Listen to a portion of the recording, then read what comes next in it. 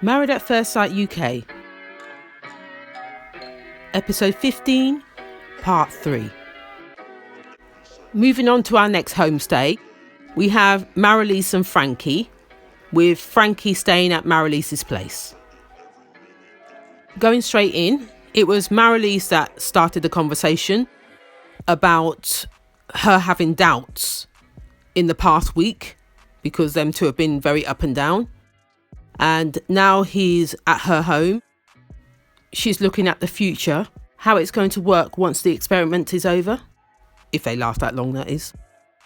And whether he's ready for fatherhood in regards to raising teenage children. Because it's not easy.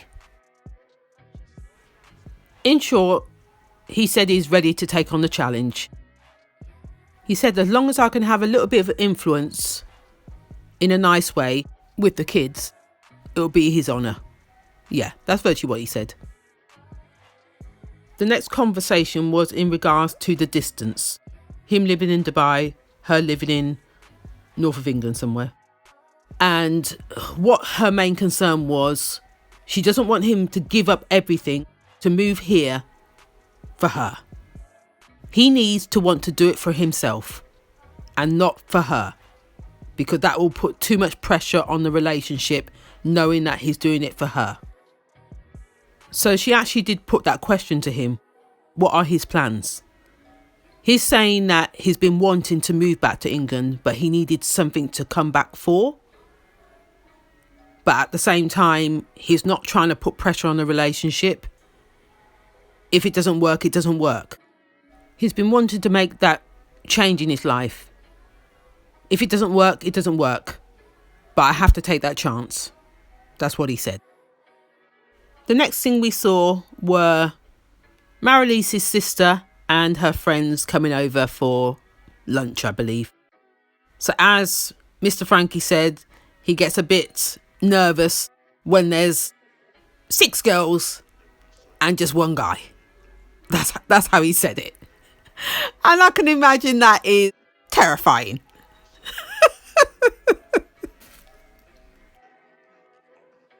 It actually ended up to be 4 that came to lunch. 5 including Marilise and then Frankie. Yeah. So we're going to know hopefully by the end of this whether the girls are feeling him. Because there's plenty of them to work you out. I'm sure they're going to put their pennies worth in. So we're going to see. The initial question that one of the girls asked was, do you find you two are very similar? He said, yes, we're very similar. Marilise was very much like, no, I don't think we're similar. Awkward. And when you saw the rest of the girls' faces was like, what do we make of this? That did feel a little awkward. Then he backtracked by saying there's lots of similarities that we do have. Yeah, he brought himself back from the brink with that one. When Marilise was talking to the camera, she did mention about her friends. They will be the ones to spot whether he's meant for me or not. They're not going to hold anything back. And at the same time, she did say, my friends are probably better at reading guys than I am. Yeah, I believe they are. You didn't have to tell me that one. The next question that was asked was, how does Maz compare to a lot of your previous relationships? Frankie's answer was, she's a breath of fresh air. And then he said, you know he's gone and put his foot in it, don't you? And then he said, she doesn't complain. Oh my God. Yes, he did. She doesn't complain. Oh my God, what are you talking about? You silly man. Like I said, he has no filter. Oh, God help us. He tried to bring himself back from the brink again with this one. Oh, I can't even go into detail of how he explained it. But The girls laughed it off, but I know they weren't convinced.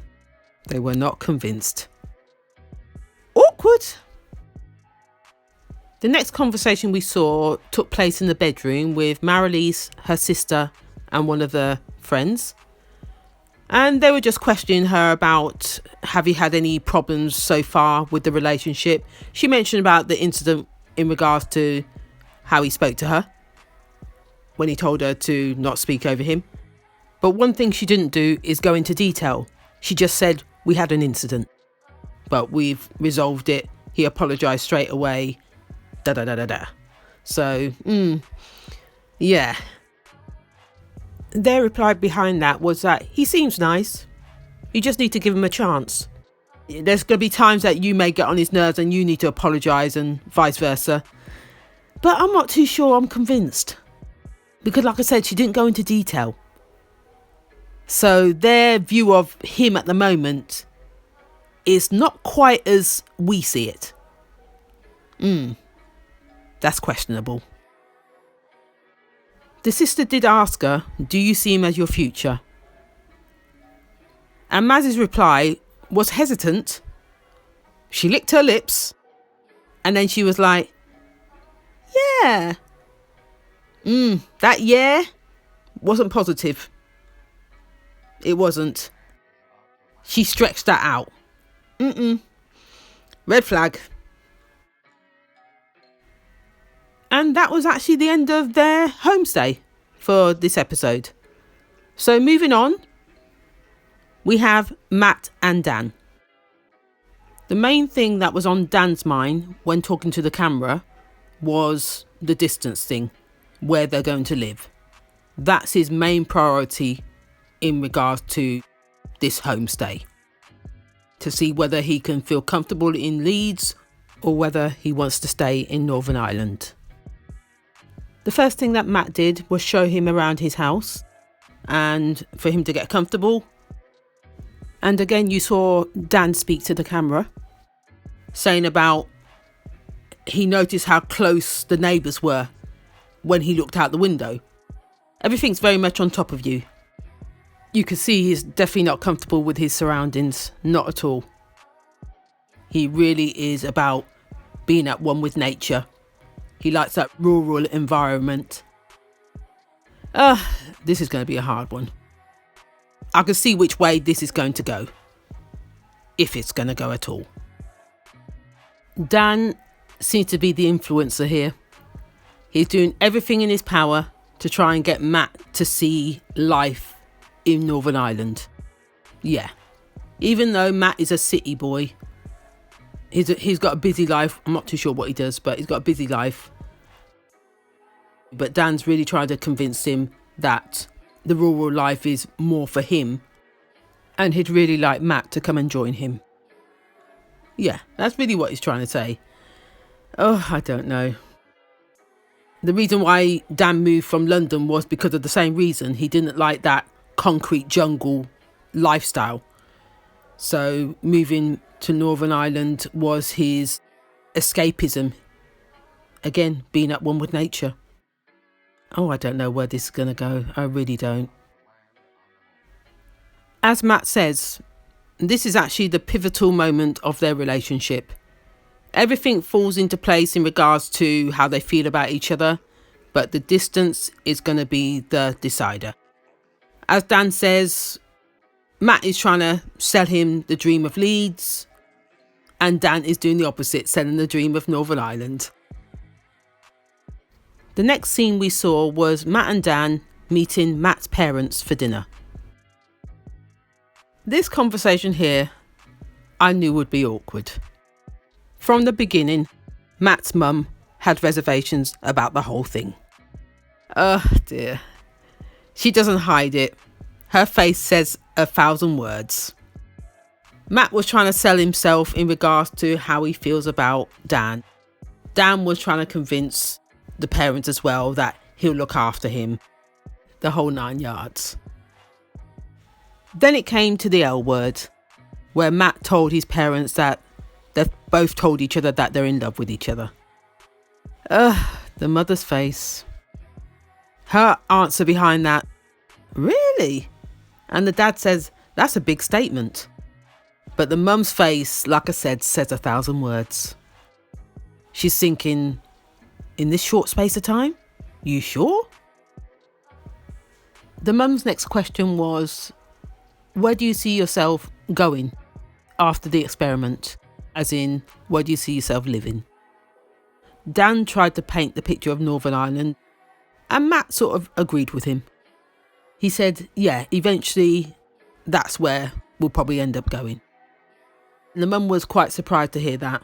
She was very surprised to hear that. Not quite surprised, she was very surprised to hear that.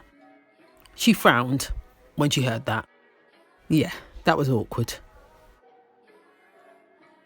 She then said to Matthew, that's what she calls him, what about all your friends? If you were to go to Northern Ireland, how would you get to see them? She wasn't asking about the friends. She's asking about herself. Her baby's leaving her. She was asking about herself. When will we get to see you? As he said, it's only a flight away. He'll be back and forth.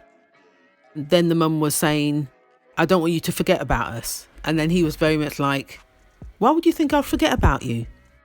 He's trying to reassure her that it's not going to be the way you think. I will be back. The dad did turn around and say, it's fear. Yeah, they're afraid that they won't see their baby again. Because at the moment, they only live 10 minutes apart from each other. Yeah, virtually around the corner. So this is a big leap. It's got a lot of thinking to do. And as Dan reiterated, we've got some concrete decisions to make.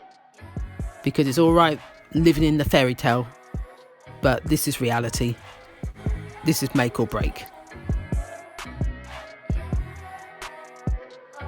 So on that note, I'm going to leave it here. If you like what you've heard, please like, comment and subscribe, and I'll see you next time.